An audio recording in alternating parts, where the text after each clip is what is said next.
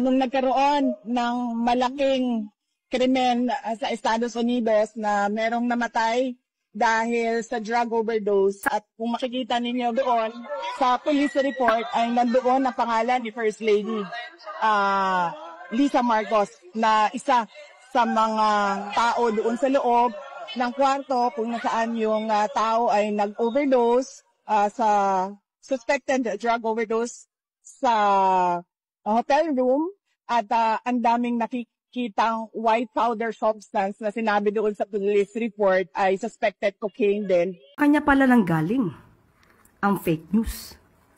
Siya pala ang source ng fake news na ito na pinapakalat laban sa unang ginang kay First Lady.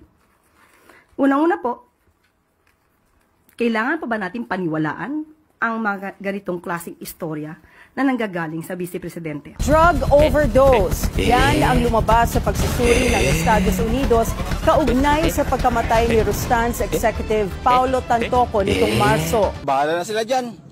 Kahit sino mamanalo, asawa ko din masusunod.